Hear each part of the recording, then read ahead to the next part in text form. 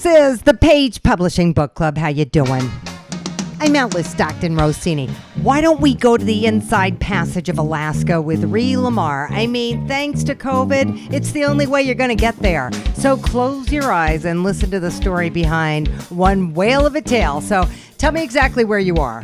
It's right at the beginning of Alaska, right? You go up to Washington State, you go through Canada, and then you hit what is called the Inside Passage. And we're at the top of the Inside Passage. So the three ports would be Juneau, the capital, Ketchikan, and Skagway. So when you cruise, because this is a cruise ship destination, you hit those ports. And then, of course, wherever else, you want to go. And it's a gold rush town. It's North to Alaska, the movie. Yeah. With James Stewart, that old movie. That's all done in Skagway. I came up 20 years ago. I came up to sell jewelry, fine jewelry. There's a jewelry store on every corner. This is my independent project because, Alice, when you work in Alaska, you come up and work 5 months. 12-hour days, 6 days a week, basically. And you make a wad of money, and then you can take your winter off or go back to work somewhere else or collect unemployment, right? Okay. And so, I came back and started working for my book. And for some reason, it just started coming out of me. And one of my characters that helped to inspire that for some reason, and someone had read my poem and said, "You're going to write." From that day forward, and that was in the last 20 years ago, and I thought, when is this going to happen? And then poof, it happened here in Alaska. This book started out as a dream. I had a dream that I was walking down by the ocean on one of the fishing docks, and a giant volcano went off, and the earthquake went off, and a tsunami came and threw me into the ocean. And before I hit the ocean, I landed on the tail of a whale. And she flung me out of the ocean. So when I woke up, I went, oh, my God, I got to write this down. And I kept writing all the good stuff that happened to me here. So it's the adventures of Peter and Marion. Yes. All right. Well, Marion is basically me. But nobody wants to hear an adult story like that. So I made it through the eyes of a children. So Marion is from Los Angeles, and Peter is her little buddy from Boston, whose grandfather is a scientist. And the two of them are up here with their parents or whoever. See, it's kind of like you never really know about the parents, but you know the respect the children have for the parents. So anyway, Peter and Marion are on their Alaskan adventure. They come up and they fly on the little bush plane, and then they have these different adventures in Alaska on the Inside Passage. This book has 3 stories in it because books are expensive. So they put all 3 stories in one book under the title, It's One Whale of a Tale. The first adventure is riding on the tail of a whale. The second adventure has to do with a very special medicine man who rides on the tail of a killer whale, and killer whale loves his chocolate blueberry creams and wants to trim his tail in gold. The third story, Eagle Online, they all pack up and go fishing at Lake Snafu with the Lestenkoffs from St. Paul Island. And the medicine man hears of this adventure at Lake Snafu and brings Peter's very own little eagle feather. So they're all entwined, but they all could be separate books, which will happen in the future. What? Sounds like so much fun. So how are you getting them out there? Are you selling them to the tourists that are tourists still coming through the Inside Passage at this point? Okay. Alice, this was to be our biggest summer in the history of Alaska. Over 1 million people in 5 months in our historically 7-block long little town. I'm probably the only Alaskan distributor. And, I was all excited and this and that, and then poof. No tourist, because we cater to the cruise ship industry. 0 tourists. So we're dealing with people that are in the town and a few stragglers that and have been able to come up here for whatever reason to maybe visit relatives. So I'm getting the book out in the little town because right now I work for the Back Alley Rock Shop for Dr. Rock. and I sell my book in his store, and it's all metaphysical rocks and ivory and woolly mammoth and fossils and beautiful crystals and stuff like that. So the local people have been coming in, but in this town, the windows in the stores are from the 1800s. So I took one of the windows and I made my whole entire window for It's One Whale of a Tale. And it's very colorful. I put a giant poster in there, all my books. So August 1st, I started doing book signings. Did you have masks? We have not had one case of the COVID. And of course, we have some mask holes up here. No, I thought it was, we have the mask Nazis. No shirt, no shoes, no mask, no entry. And I'm 60. So put your mask on. All right. And I mean, there's only 900 people here if. Oh. All right. So, yeah, nobody's standing in line. If it was a typical summer, I would be teaching gold panning. I would be selling. I would be restocking. I would be selling my book all over town. Right. So, yeah, I would have been running all over town, signing the book in the different stores. Right. Well, as soon as I can get up there to see you, I'm gonna. Oh my God, I would love that. Oh, that would really. I will. I would swear. love that. Yeah, I would love. As soon as Canada lets us in, we're out of here. We're gonna travel would you again. drive? Yeah, why not? Perfect. Maybe. I promise you. Why In not? my book, the kids go from Skagway to Lake Snafu, and this is one of the most beautiful, famous drives in the country. It was all yellow flowers for as far as the eye could see. All you need is a little hat, like a down vest, and a pair of gloves. That's it. I don't even hardly wear shoes in the summer here. Wow. It's too hot. Okay, and before we go, Yes, I ma'am. have been creative to give back at this time because I have no tourist. I have donated it to over 10 libraries on the Inside Passage.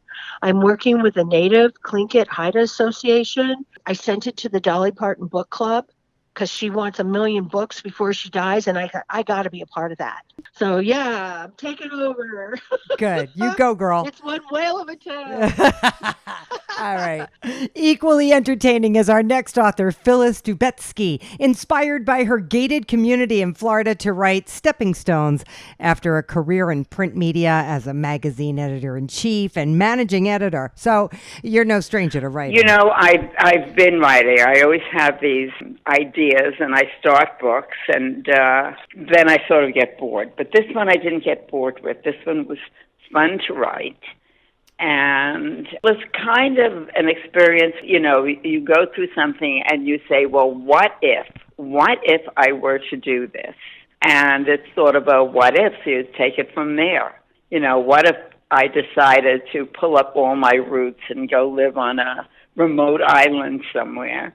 And so that was really how I built the book. It's about a woman who lives, you know, who's retired, who is widowed, and goes on a cruise and falls in love with one of the islands.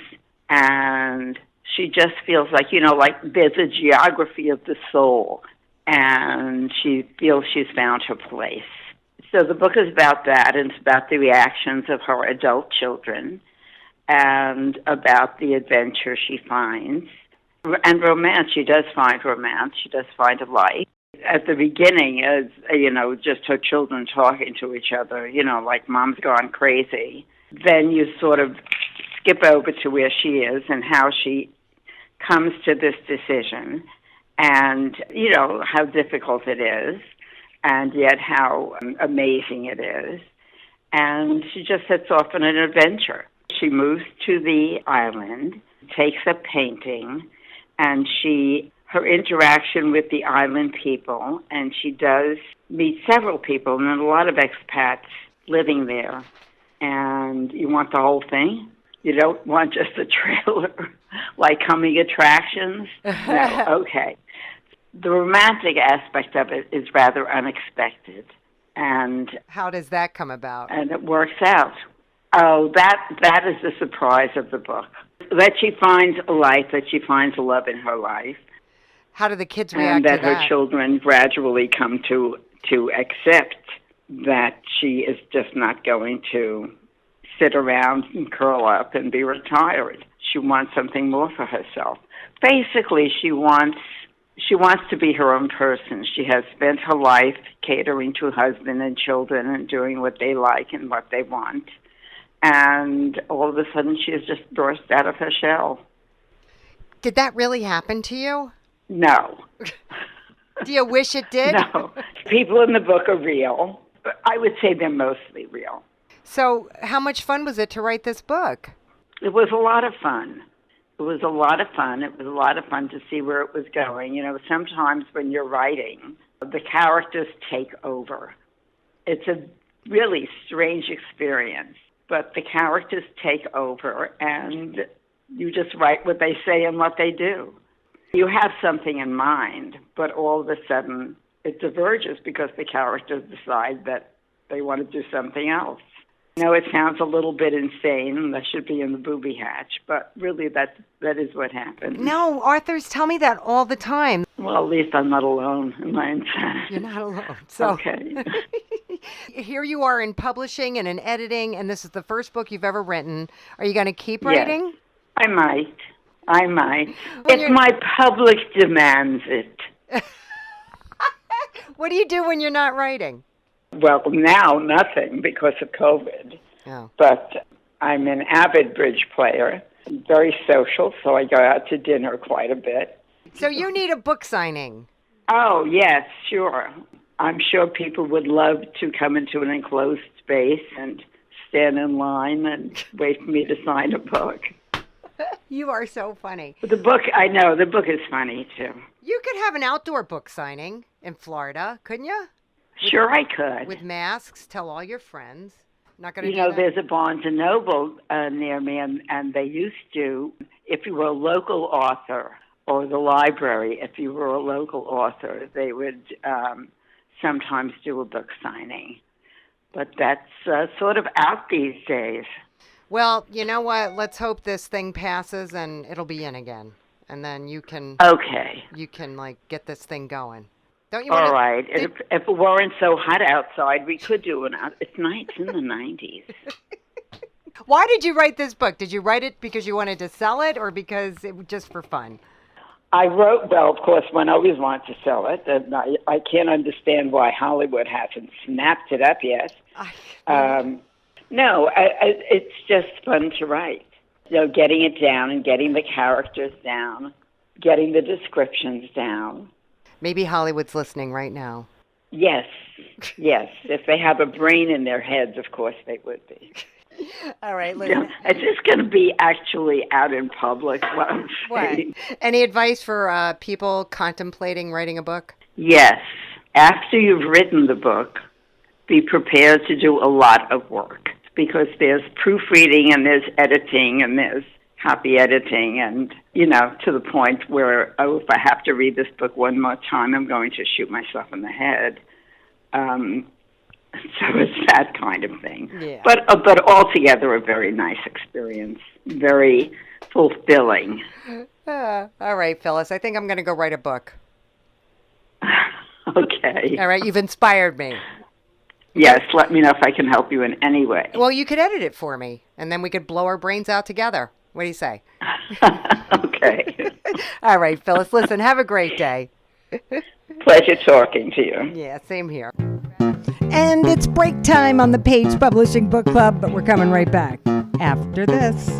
Have you written a book and want to get it published? Then now's the time to call Page Publishing at 800-204-6099 and do it immediately. You see, they're looking for authors of all types of books. And unlike most publishers, Page Publishing will take the time to review most of the books submitted to them. And they'll even give you their feedback. And if they like what they read, Page Publishing will get your book into bookstores and for sale online at Amazon, the Apple iTunes Store, and other outlets. They'll handle everything. Copyright protection, illustration, printing, cover art, publicity, and editing. So if you've written a novel, a children's book, a cookbook, inspirational work, a book of poetry, or biography, and want to get it published, then you need to call Page Publishing and do it immediately. Call 800-204-6099 now for your free author submission kit. Your road to fame and fortune could very well start with this simple phone call. For your free author submission kit, call Page Publishing at 800-204-6099.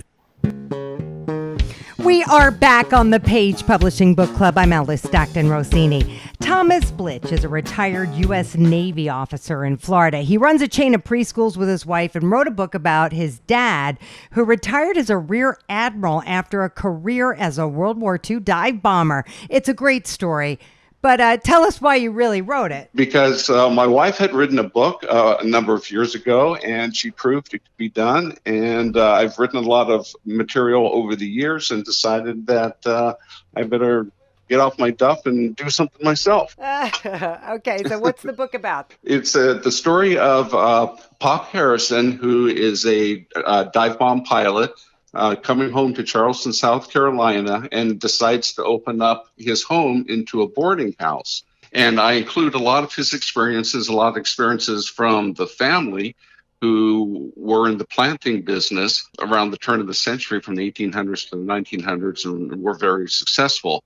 And he meets a lot of characters along the way, and he also has flashbacks to his war experiences and to the experiences of the family. True life stories of Pop being shot down and being at sea for 3 days, leading a lot of the major battles, a lot of the strikes, what it was like to be a dive bomb pilot, which are very similar to PTSD of the day. What it was like during the end of the 1940s going into the 1950s. It was a time when the world was in complete devastation and trying to recover from World War II. And a lot of people were killed, families were separated. It's bringing to light that period of time and what it was like for people to live through that. He was awarded the Navy Cross, the Navy's highest award. How did that come about? Well, he led a strike, as he did many times, and it was a significant strike during a fight in the Pacific where the casualties were very high, and he exhibited an extreme amount of courage and leadership in leading the strike. It started off as a biography, and I had little bits and pieces of stories I remember from around the dinner table when I was a young child. And so I started doing more research, and I found his name in several books about World War II. And then as I was going down this path, I just discovered more and more of these little fact-filled nuggets, if you will. But it still wasn't enough to put into a book. And a biography, of course, by definition, is a nonfiction. And nonfiction writing is not my forte. So I decided there just wasn't enough there, and I needed to make it more interesting. So it morphed into a historical romance novel. And that way I could blend all the true and actual events into a storyline that was interesting and the readers could follow. But the whole book itself is a scrapbook of my life and the different experiences and people I've met and things like that. The research was extensive then. Oh, absolutely. And I don't want to describe a scene that existed in the late 40s, early 50s that was inaccurate. Yes, I went to great lengths to describe everything in great detail, keeping in mind that I'm trying to create an image in the reader's mind of what something looked like or what something sounded like or smelled like. Right. So now what? A lot of things are put on hold right now, but that gives us a lot of time to regroup and to take a look at things and to examine our approach to the marketing of this and to getting the word out without having to feel rushed. So we have a little bit of time to work on things. We're working on a screenplay for this. We're adapting this. I'm in the middle of recording an audiobook. So there's a lot of different avenues that we're going with this. I might even write a stage play about this. So there's a lot of things that we can do, and there's some spin-offs of the story that we can do. It's almost like that a certain part of my brain has been stimulated. Well, that's a good thing, Thomas. Thank you. A fifth grade teacher in North Carolina, ML Curtis, like so many authors, started her book, Layers of Silence, years ago, but didn't get the chance to finish it till she was a stay-at-home mom. When I started writing it many years ago, it was sort of a way to deal with what was happening in my life then, and maybe shed just a brighter light on some things happening that were kind of dark. And after I became a mother and I found a little bit of time, I thought, I don't want my life to be meaningless, because one day, I'll be gone. The students that I currently teach will move on. My own child will move on. I wanted something to leave my mark on the world, and I felt like this was my way to do it. It was like a calling, but definitely inspired by things that really happened. So you've got 3 women, and they all attend a support group for adult children of deceased parents. So Daphne is, a little bit of a workaholic. She's a single, career-oriented woman, very beautiful on the outside, physically stays in shape, but she is very insecure about herself, and she battles with that. And then you've got Rachel, who's a stay-at-home mom, has 2 beautiful kids, has a wonderful husband, but she struggles with this childhood trauma that kind of creeps its ugly head in every now and again, and it definitely creates issues. And then you've got Kate, who's a waitress. She's single, she's young, and she suffers from OCD. And basically a childhood friend comes back into her life after being gone for almost a decade, and then sort of complicates her life in a way that she's not expecting. Is this adult children of deceased parents a real group? It's actually not. It was totally made up, but I thought it sounded real, so I just kind of went with it. 2 of them actually end up being friends because they attend the group, and they end up attending the group together after a while. Another 2 basically end up just having a brief encounter. They meet sort of just one time, but one of them just sort of resonates with the other because there's a random act of kindness that takes place, so one always remembers the other. And 2 of them never actually meet, but they end up kind of being bonded at the end in a little twist. Have all of these women lost their parents? One of them actually lost both of her parents in a car accident when she was a toddler. Doesn't remember them at all. So that definitely, creates some issues. One of them actually lost her father tragically when she was 7. And another one is actually adopted. So she's not sure if her parents are even alive anymore, but her adoptive mother is battling cancer. Oh, my so Right. And so that character it's almost like she wants to prepare herself for what she can expect if. So that's how prepared she likes to be. Now, do all of these women gain support from each other? Definitely. The 2 that end up becoming friends absolutely gain support from each other. And the one that really isn't involved with the other 2, I don't think she ever really finds the support that she needs, tragically. I think we all really struggle with issues. And I think at the end of the day, a lot of our issues are similar. I think we're all a little bit insecure deep down inside. I think that we all have tendencies, like with the OCD, our little quirks, if you will, that make us who we are, that we sometimes fight, but that actually makes us who we are. And I think we also all have something buried down deep inside, maybe from childhood, that we kind of keep buried with us, and it affects who we are and how we interact with the world. And I think if everyone stayed mindful of that and were kinder, the world would be a better place. Well, I would hope so, ML Curtis. Thank you. 10 years ago, our next author started thinking about how he could scare people into believing in something, and he hopes he succeeded with Ruins of Faith. Hi, my name is Shelly L Spencer. I'm from Schenectady, New York, but I live in Massachusetts now, and I'm a graphic art designer and author. Basically, it's a faith-based book, and I felt like there's not enough true faith out there, or people just got the wrong concept of faith. So I made it's a horror, basically, to scare people into having the right kind of faith. Pretty scary time, Shelly. I don't know. Yeah, these times, it's scary to an extent, but I know most of it is propaganda. In this book, God allows the devil to take respite on the world. The time comes, it's not really like an Armageddon, but it's just time for the devil to wreak as much havoc as he can on the faithless, the people who don't really have true faith. The ones who do, as long as they use their faith, then they're all right. There's a main character. His name is Alex Turner, and his wife Teresa. They actually have a son. They're basically the main characters. The son's friend, he ends up missing. A couple of weeks later, he returns, but when he returns, he brings the demons with him. So it starts to rain black, and they find him in their basement. So they're actually taking this kid, and they're trying to figure out. He's not talking. He's basically, he's silent. His eyes, he got cataracts on his eyes, and he's just like in a catatonic state. So they're trying to like figure out what happened to him. So, but meanwhile, while they're trying to figure it out, things are happening all around. People are being killed and mutating and all types of sick stuff that's going on. In the end, they have to find their faith. Basically, things happen to them that test their faith and make them see if they really do believe in something. It's not necessarily a belief in God. It can be a belief in human beings, belief in family. So they get tested to the extremes to show that they really do have faith in something. In the end, they show that they do. See, it's ruins of faith because, it's the last remnants. People are on their last leg. Faith is ruined, but it could be restored. So it's the ruins of faith, but it can be restored. I like horror, and plus I told you I wanted to incorporate faith into horror. Make it so scary that people will start thinking about what they do. Instead of just not helping somebody, they'll decide to help. Because what if this does happen? You know what I mean? So I just wanted to make it where people just at least, open their eyes up and at least look at what faith is and what it means for society. So what took 10 years to get it done? It's a pretty long process writing it. Plus, I had life to live, had bills to pay, couldn't write while I'm at work for 8 hours. Right. So I could only write like maybe a little bit here and there. So it just took a while to all come together because of, everyday life events.